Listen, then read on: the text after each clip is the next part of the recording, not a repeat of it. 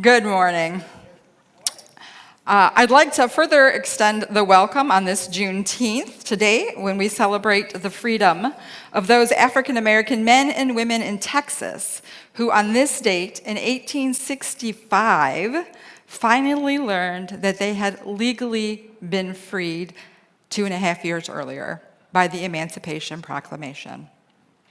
We grieve for those years lost in their lives, and we remember that changing laws does not automatically change hearts. I am Pastor Susie Hutchison, and I am glad that you are joining us today. Whether you're in the chairs here or online, joining us today on Sunday or at some other time during the week, we are grateful that you are here. Today, we are in a series called Jesus' Apprentice, Doing What Jesus Did. We are looking at Jesus' life so that we can examine our own lives and bring them better into alignment with Jesus' way. As Christians, you see, we believe that Jesus is the revelation of God, God incarnate in the flesh. We believe that the testimony of Jesus' life is our best understanding of God and of God's will for the earth. We believe that Jesus' life reveals the saving grace that God offers us and that Jesus is the way. So if we want to grow closer to God, my friends, there is a lifetime of things that we can learn by following Jesus. Last week, Pastor Bob talked about proclaiming the kingdom of God. Jesus did it, and we get to do it too. This week, we'll be talking about Jesus' healing ministry. Now, if you've read any of the Gospels, you may have noticed that Jesus never once walks into Galilee, finds a healthy child, and makes them sick. Not once. Not once did Jesus paralyze someone as they were going about their day, or even take away somebody's sight. God does not wield illness or injury or pain. God wields healing, brings wellness, brings vision, and brings freedom to people who are marginalized by the religious authorities. That is Jesus' work. In the last couple of years, we've all had a crash course on epidemiology, public health, and virology. We've learned about aerosol versus droplet transmission. We've learned about actuarial tables that predict death rates among populations of people. We've learned about compliance rates for safeguards against viruses. We've learned about spike proteins. And we've learned about the costs of isolation. Though the rates of suicide completion did go down during COVID, the American Foundation of Suicide Prevention says that depression, anxiety, and suicidal thoughts were more prevalent, particularly among youth, young adults, caregivers, and Black, Indigenous, and people of color populations. Being isolated from community is hard. And for some folks, it's tragic, even deadly. In biblical times, community exclusion was a common response to illness. They knew nothing about viruses or bacterium or genetics. They mostly blamed illness on sin. So banishment from the community was not to safeguard the health of the community unless they considered sin to be contagious. So perhaps this exclusion was done to punish the afflicted for their sin. Or maybe it was just a desire not to see their suffering. Or maybe it was done to protect God from the sight of a sinner. After all, we know that these exclusionary rules were backed up by Jewish law, which forbade entry into the temple for lots of folks with lots of different conditions. The book of Leviticus has an extensive list of conditions that would prevent somebody from entering into the temple. And in a world where God resides at the temple, that means that there were a whole lot of folks who were not deemed worthy of coming into the presence of God. So let's discover some of what could possibly prevent a person from being able to approach God. It is written in Leviticus 21:16 through 18. The Lord said to Moses, "Say to Aaron, none of your future descendants who have some kind of imperfection are allowed to offer their gods food. No one who has an imperfection will be allowed to make an offering. This includes anyone who is blind, crippled, disfigured, or deformed." Now you see, Aaron's descendants were to be the priests of the temple. And the priests were the ones who could approach God on behalf of the people. So here we have this testament that people who are blind or otherwise impaired or disfigured cannot approach God. Pretty clear, pretty simple. But friends, Jesus, God incarnate, God in the flesh, has a way of messing with pretty simple. As Christians, we know what Jesus says in Matthew 5, verse 17, about his relationship with the law. Don't even begin to think that I have come to do away with the law and the prophets. I haven't come to do away with them, but to fulfill them. Jesus came to shed light, to demonstrate, to fulfill the laws and the prophets. He came to show the God-given meaning of these laws and prophecy. So today we're going to look at what the law said about the sick, what Jesus did for the sick, and by calling ourselves Christian, what we are called to do for the sick. So, what does Jesus tell us about those blind folks who are forbidden from the priesthood? John 9, 1 through 7 says, "As Jesus walked along, he saw a man who was blind from birth. Jesus' disciples asked, 'Rabbi, who sinned so that he was born blind, this man or his parents?' Jesus answered, 'Neither he nor his parents. This happened so that God's mighty works might be displayed in him. While it's daytime, we must do the works of him who sent me. Night is coming when no one can work. While I am in the world, I am the light of the world.' After he said this, he spit on the ground, made mud with the saliva, smeared the mud in the man's eyes. Jesus said to him, 'Go, wash in the pool of Siloam.' This word means sent. So the man went away and washed. When he returned, he could see. Those who rule the temple say the blind may not draw near to God. But Jesus, God in the flesh, touches the blind man. For Jesus, the man's humanity trumps his blindness. And at the intersection of the waters of the divine mouth and the dirt of God's creation, all that prevents the man from entering his faith community is erased. Jesus heals the man, declaring him worthy of the esteem of even the priesthood. But Jesus doesn't stop there, because there are lots of folks outside the walls of the temple who need to know God's love for them.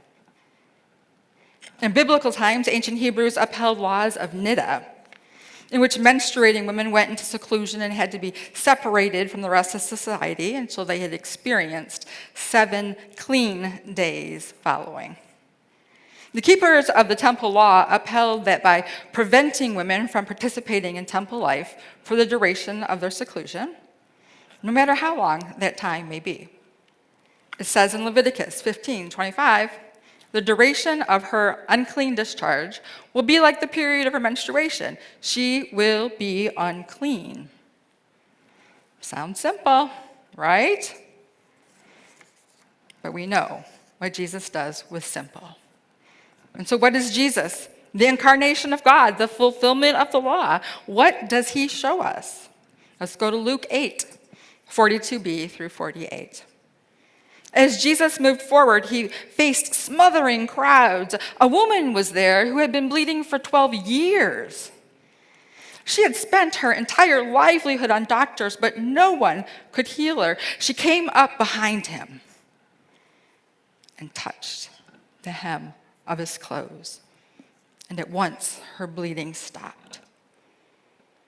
"Who touched me?" Jesus asked. When everyone denied it, Peter said, "Master, the crowds are surrounding you and pressing in on you." But Jesus said, "Someone touched me. I know that power has gone out from me." When the woman saw that she couldn't escape notice, she came trembling and fell before Jesus in front of everyone. She explained why she had touched him and how she had been immediately healed.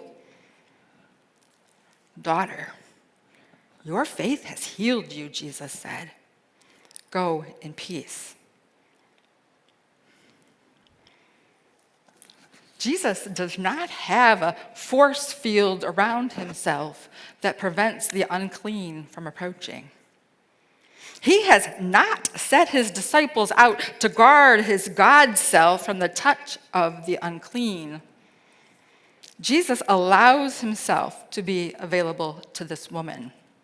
He sees her humanity. He does not ostracize her. Jesus heals her.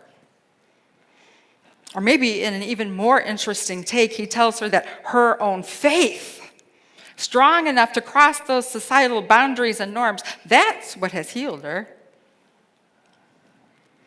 Sometimes I wonder, did she also have the courage to show up at temple on the next Sabbath?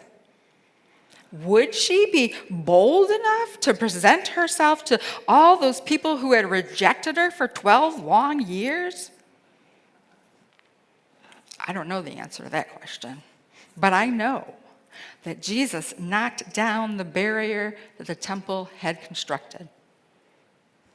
Now, I could probably go on giving you these kinds of examples all day long, but I suspect you'd fall asleep. So just bear with me. I want to do one more. It's Leviticus 13, 1 through 3. "The Lord said to Moses and Aaron, when a person has a swelling, a scab, or a shiny spot on their skin, and it becomes an infection of skin disease on their skin, they will be brought to the priest, either Aaron or one of his sons. The priest will examine the infection on the skin. If the hair in the infected area has turned white and the infection appears to be deeper than the skin, then it is an infection of skin disease. Once the priest sees it, he will declare the person unclean." You see, in Jesus' day, skin diseases were a big deal. Now, you've probably read translations where skin disease is translated as leprosy, but there were lots of skin diseases that made people unclean to their community. And of course, there are plenty of times when Jesus encounters someone with a skin disease. But for today's purposes, let's look at Matthew 8, 1 through 4. "Now, when Jesus came down from the mountain, large crowds followed him. A man with a skin disease came, kneeled before him, and said, 'Lord, if you want, you can make me clean.' Instantly, Jesus reached out his hand and touched him, saying, 'I do want to. Become clean.' Instantly, his skin disease was cleansed. Jesus said to him, 'Don't say anything to anyone. Instead, go and show yourself to the priest and offer the gift that Moses commanded. This will be a testimony to them.'" Once again, Jesus touches the man and takes away the barrier to the temple. But my favorite part of this story is that he sends the man to show the priest, the person who has already declared him unclean, unworthy of being in the presence of God. You see, Jesus wants that temple priest to know that no one is beyond the reach of God. I like to imagine this man walking into the temple through the crowd of people who had ostracized him, up to that priest and hearing from the very mouthpiece of the temple that had previously banished him, "You are clean. Welcome." Imagine how empowering that would be. Imagine how he feels when he offers that gift that Moses commanded, makes his first sacrifice. Imagine what everybody who witnessed that would believe about God's willingness to be with people, clean and unclean. It's quite a testimony. Jesus sees people's humanity.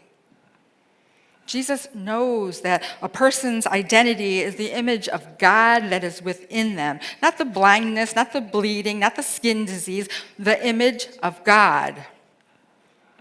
Jesus uses his power to heal the sick and to heal the community that believes anything in this world could trump the image of God in people.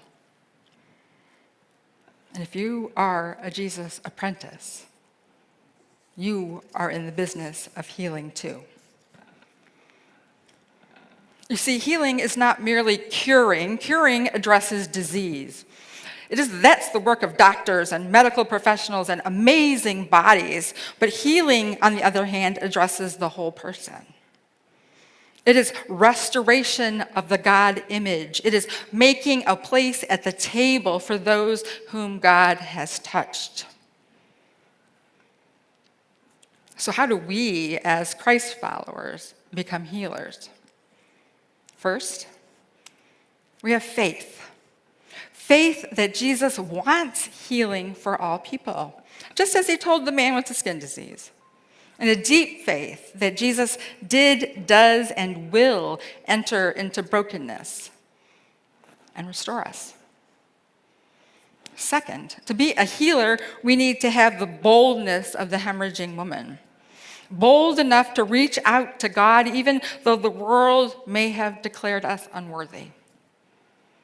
We have the audacity of Jesus to be present with people and to disassemble barriers that have been erected between the sacred and the human. And third, when we see a person suffering, like the blind man, we have to be prepared to get our hands a little dirty. We have to dip ourselves into that space where the sacred and the human meet. Because healing is messy work. And lastly, like Jesus declaring that her faith is what had healed the hemorrhaging woman, we need to be ready to proclaim the power of faith found in the hearts of those people outside of the church and in the streets. We need to bear witness and even to celebrate the testimony of all people whom God has touched. Jesus does not limit his healing to those who are welcome inside the religious institution. As a matter of fact, some of God's best work is done in the streets, in the villages, any place where there is pain. God is among the people who are hurting. And that's where we, as his apprentices, should be too. Amen.